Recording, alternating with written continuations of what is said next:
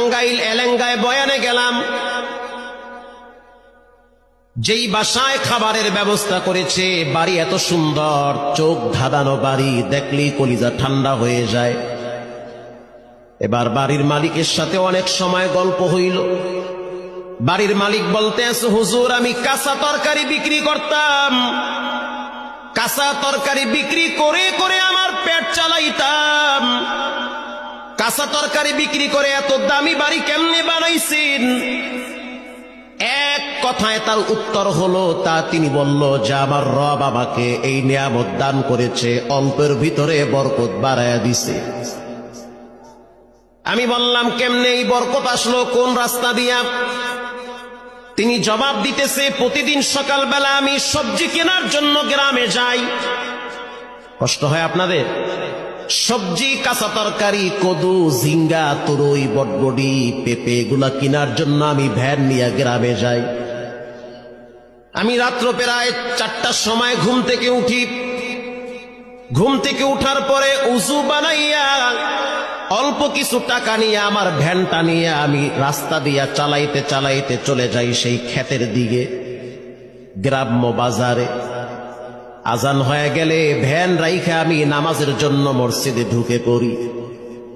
নামাজ শেষ হওয়ার পরে আবার আমার ভ্যান নিয়ে আমি আমার গন্তব্যে রওনা হই। ঘটনাক্রমে একদিন সুবহ সাদেকের আগে এখনো পর্যন্ত সূর্য ওঠে নাই। রাস্তা দিয়ে আমি হাঁটতেছি, কিছু দূর যাওয়ার পরে একজন বৃদ্ধা মহিলাকে দেখলাম লাঠিতে ভর দিয়ে দাঁড়িয়ে আছে। আমি ভয় পেয়ে গেছি। প্রথমে ভাবছি হয়তো কোনো জিন হতে পারে। সাদা কাপড় পরা, সাদা চুল, হাতে একটা লাঠি, সেটাও দেখি সাদা লাঠি। ভয়তে আমার কলিজা মুখের কাছে চলে আসছে। মনে করছি হয়তো কোনো জিন হবে, না হয় কোনো ফেরেশতা হবে। পরে বুঝলাম না, সে মানুষ। কাছে গেলাম, সে আমার দিকে হাতটা বাড়ায় দিল। 5টা টাকা দাও, 1 পিস রুটি কেনার মতো টাকা আমার কাছে নাই। গরিব মানুষ আমি। অনেকের দরবারে হাত পাচ্ছি, কেউ দেয় নাই। তুমি নামাজিওয়ালা মানুষ, দেখছি মসজিদ থেকে বের হয়েছ, তোমার কাছে হাত বাড়াইছি, ফিরাইয়া দিও না। 5টা টাকা হইল, আমাকে তুমি দাও, 2 পিস রুটি কিনে খাবো। হুজুর বিশ্বাস করেন, তখন আমার পকেটে মাত্র 5টা টাকাই ছিল, আর কোনো টাকা ছিল না। আমি সিদ্ধান্ত নিলাম, ফজরের নামাজ পড়ছি, মনটাও ভালো লাগতেছে। একজন গরিব মহিলা মানুষ 5টা টাকার জন্য হাত বাড়াইছে, যাক আজকের সকালের নাস্তা আমি করব না, 5টা টাকা আমি তাকে দান করে দিলাম। যখন 5 টাকা তার হাতে দিলাম, সে আমাকে বলল, বল তোর কি লাগবে? এবার আমি বলতে আছি, তুমি তো দেওয়ার মালিক না, তুমি তো বড় ফকির। মহিলা বলতে আছে, আমি আর তুমি দুইজনই ফকির, কিন্তু তোমার আমার রব মোটেও ফকির না। আল্লাহু আকবার জোরে বলেন। তুমি আমি দুইজনই ফকির, আল্লাহ কি ফকির? সে তো ফকির না। হুজুর কথাটা শোনার সাথে সাথে আমার কলিজার ভিতরে কে যেন একটা পার মারছে। আসলেই তো আমিও ফকির, উনিও ফকির। ধনীকে আল্লাহ কাদেরে কুদরত দারি বরকামাল, আনতা রব্বি আনতা হাসবি জুল জালাল। যেটা কেউ পারে না, সেটা পারেন কে? আল্লাহ পাক। হুজুরের পরে দেখলাম মহিলাটা 2টা হাত উপরের দিকে তুলে দিছে। দেওয়ার আগে আমি আমার ওই বুড়ি মহিলাকে বললাম যে তুমি একটু দোয়া করো যে আল্লাহ যেন আমার একটা বিল্ডিং বাড়ি করার তৌফিক দেয়, কারণ আমার ঘরে একজন তোমার মতো মা আছে। বৃষ্টির পানিগুলা যখন পড়ে, আমার মায়ের মাথায় গিয়া পানির ছিটা পড়ে। তুমি মুসাফির মানুষ, আমার জন্য একটু দোয়া করো যেন রব্বুল আলামিন আমাকে একটা ঘর করার তৌফিক দেয়, কারণ টিমের ভাঙ্গা ঘর, পানির ছিটা পরে পরে রাত্রিবেলা আমরা ঘুমাইতেও পারি না। এমন গরিব সমাজে আছে না? না, সামর্থ্য নাই একটা বাড়ি করবে। এবার বুড়ি মহিলা 2 হাত তুলে দিয়া বলতে আছে, আল্লাহ, এখনো পর্যন্ত সকালের সূর্য উঠে নাই, এখনো পর্যন্ত দোয়ার দরওয়াজা ক্লিয়ার আছে। আল্লাহু আকবার। আমি একজন বুড়ি মহিলা, জানি আমি দুর্বল, তুমি তো মোটেও দুর্বল না। অতএব তুমি আমার দোয়াটা কবুল করে নাও, এই সবজিওয়ালার জন্য ভালো একটা বাড়ি করার তৌফিক দান করো। হুজুর বিশ্বাস করেন, এরপর থেকে প্রতিদিন আমার ইনকামের ভিতরে কেমনে জানি আল্লাহ পাক ডাবল বরকত বাড়ায় দেয়। আমি আস্তে আস্তে কিছুদিন পরে দেখলাম ব্যবসায় খালি উন্নতি হচ্ছে। 4-5 দিন পরে আমি ভ্যান বাদ দিয়া টমটম নিলাম, মাল বোঝাই করে ঢাকায় পাঠাই। যখন দেখলাম টমটমেও সাপ্লাই দিয়া কুলাইতে পারি না, তারপরে আমি পিকআপ নিলাম। পিকআপে মাল লোড করে যখন কুলাইতে পারি না, তারপরে আমি ট্রাক লোড করলাম। কন্টিনিউ এখন প্রতিদিন 8-10 ট্রাক আমার সবজি কারণ বাজারে চলে যায়।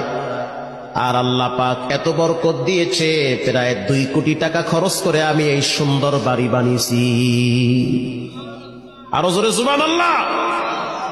দেওয়ার মালিক কে?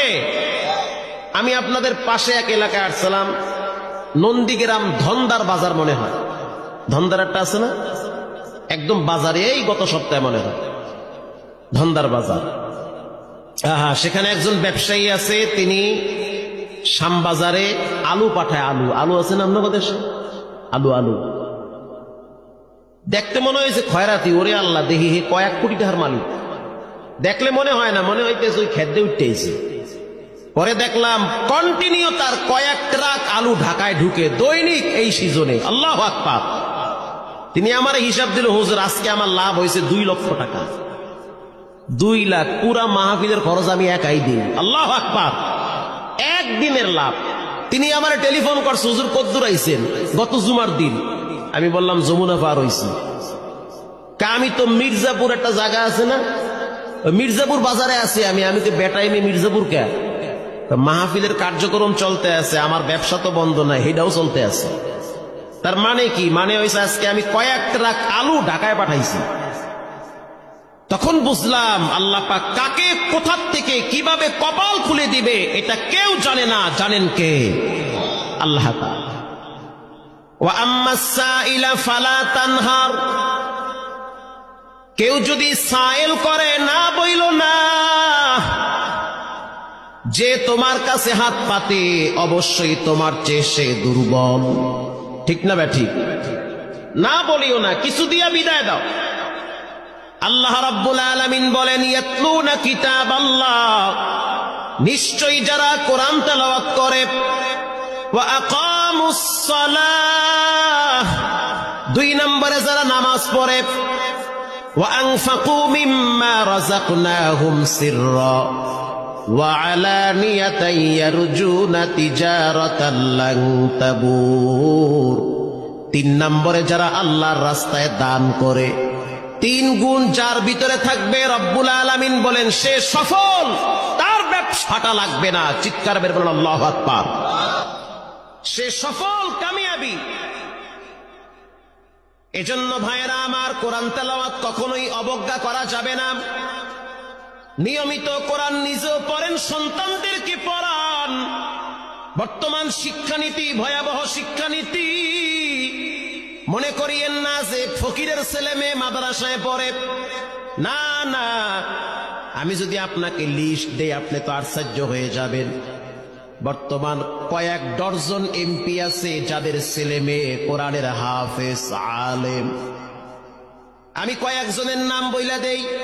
কুড়িগ্রাম রানিং বর্তমান যিনি এমপি, সদরের এমপি যিনি, তার 2 সন্তান, দুটোটাই কোরআনের হাফেজ, মাওলানা, মুফতি। সুবহানাল্লাহ। বাইতে গিয়ে কইেন, আমার আওয়াজ মনে হয় আপনারা বুঝেন না। সাউন্ড